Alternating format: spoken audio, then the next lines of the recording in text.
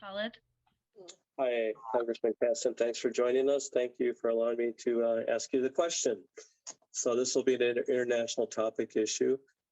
We are concerned that basic human rights violations have been occurring against Palestinians in the region, yet Congress has not spoken up against the government of Israel. The Palestinians for decades lack access to clean water, healthcare, education, and oftentimes food. There are basic human rights declared under the Declaration of Human Rights that the U.S. is a signatory. So my question for you is, please state your position regarding the leadership of Prime Minister of Israel, Naftali Bennett.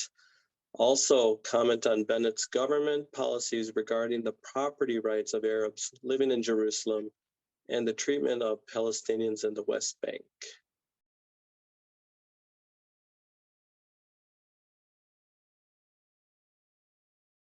That's it.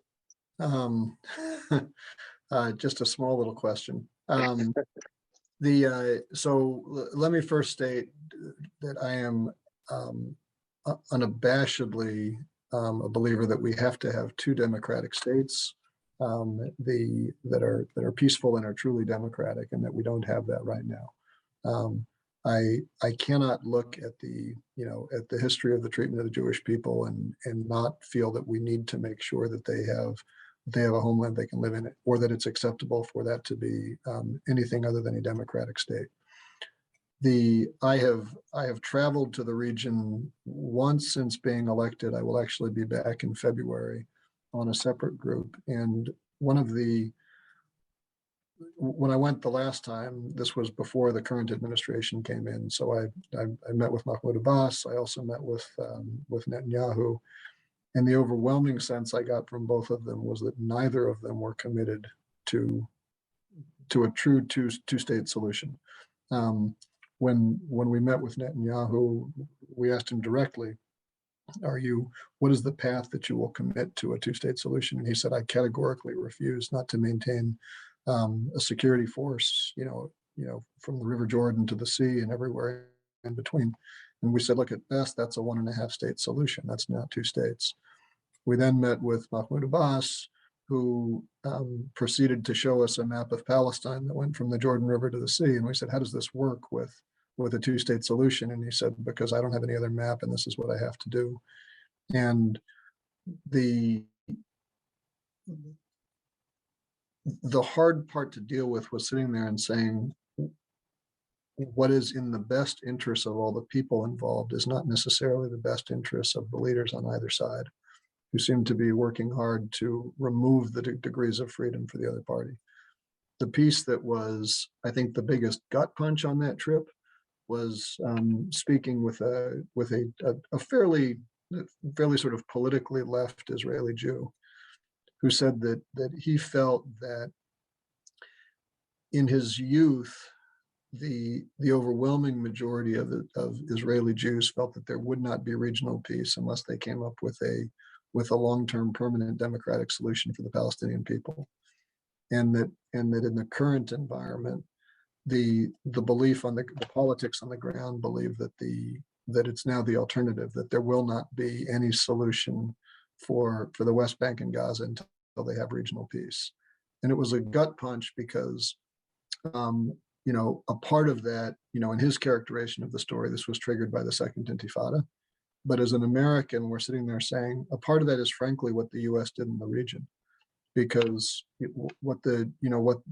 Iraq was a horrible, Saddam Hussein was a horrible person, but sitting between Iran and Israel provided a buffer that has now, created a lot more meddling, and there's a sense within the politics. And what this gentleman was saying was that he said, basically, there is no political left that has any clout in Israel right now. And so I bring that around to your question on Naftali Bennett, right?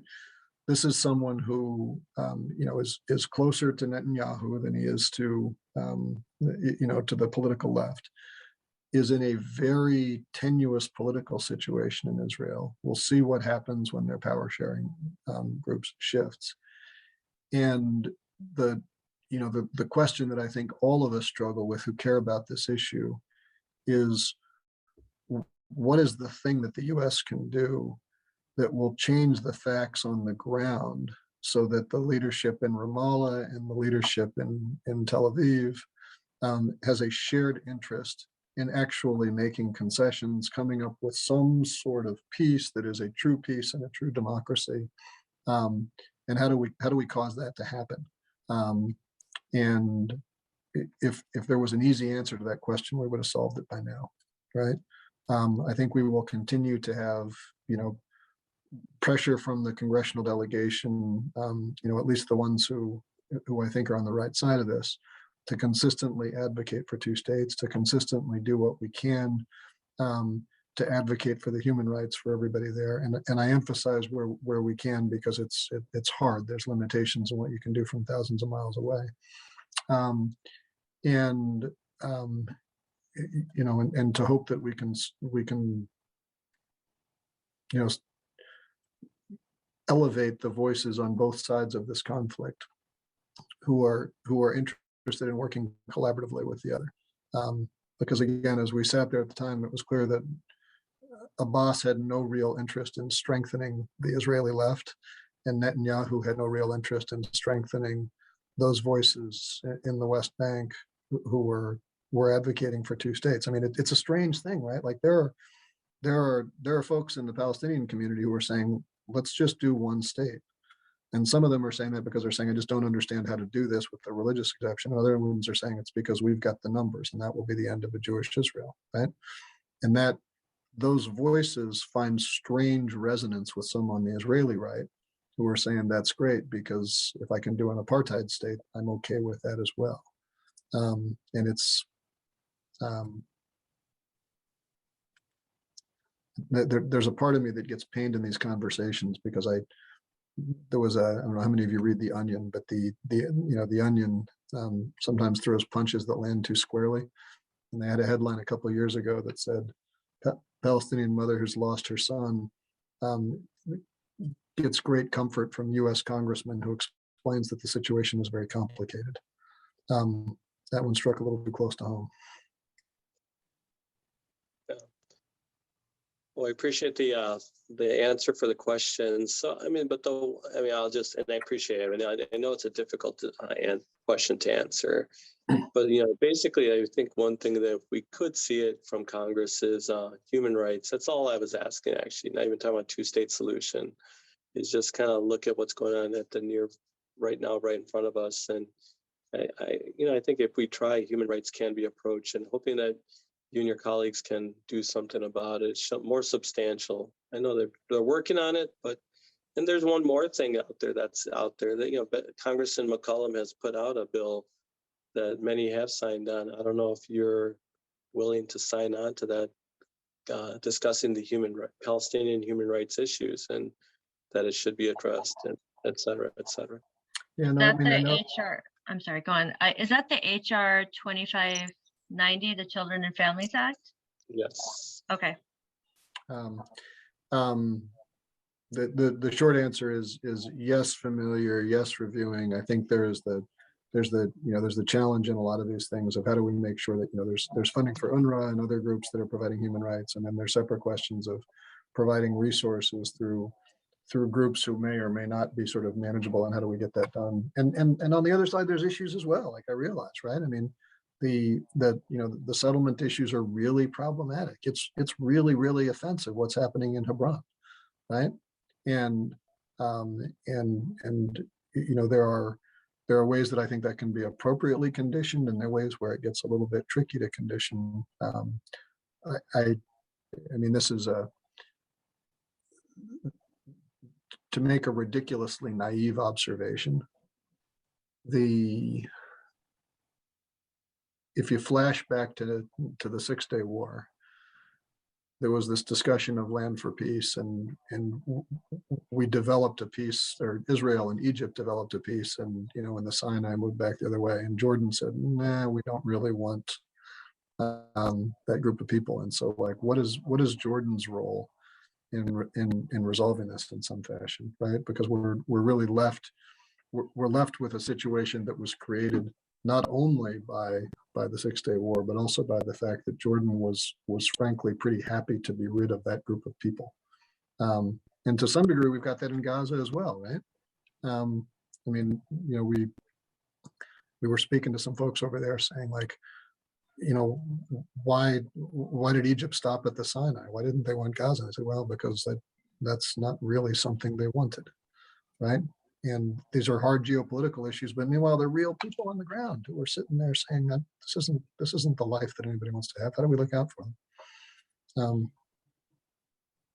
And I think this is a follow-up to what Dr. Khalid Hussein just asked, and many of our participants in the Q&A box are also, I think the question is, we understand the two-state solution on a diplomatic level will take time. It'll take who knows how many more presidencies and Congresses to possibly sit down and have the discussion. But in the interim, what about the people who are suffering, who don't have access to food, water, education, property? What can we do as a Congress to provide aid? You know, is that an option? Is that up in discussion that can be brought forward? Because it is a large concern for the new constituent group that's being drawn into the 6th district right now with the redistricting. And it's not a Muslim issue, it's a Palestinian, it's a land issue. Same thing in China with the Uyghurs. You know, what can we do as a nation and a Congress to help them? And what can you do?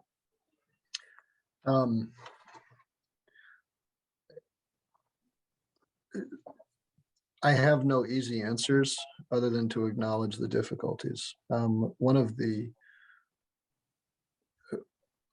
sort of wiser and more depressing pieces of foreign policy advice that I got from a friend who I really trust on these issues, he said that the only country that can truly advocate for human rights effectively is the United States, because we're the only one that has it in our mission statement, and we're the only one with the clout to enforce it. And the only human right that nobody can ever really advocate for effectively is self-determination. And this was not said about any particular group of people, but the observation was that for so many of the really intractable conflicts in the world, you know, whether we're talking about the West Bank, or we're talking about Azerbaijan and Armenia, or we're talking about, you know, Crimea in Russia, right? There are, anytime you think you know who's on the right side of an issue, you look back farther in time, and the aggressor was the attack, was the victim, and these things swap back in time. And what this gentleman, the way that he explained to me, is he said, you know, we fought an entire war in the United States over the fact that we were not going to give the American people the right to self-determine and split into another country. Right? I think that was the right thing to do, to be clear, right? But that within the broader human rights community, there is this question of saying we can completely acknowledge the dignity and do everything we can to provide human dignity, and it's a separate, the fallible and narrow and insecure and vulnerable people who happen to be the leaders of those countries where those people live. What are the tools we have to say this will be the best outcome for all the people there? Self-determination is really, really hard. And I think anybody who's spent a lot of time in human rights circles will acknowledge that it is the single hardest problem to solve, which is not, I don't mean to evade your question. It's to acknowledge I don't know how to answer it.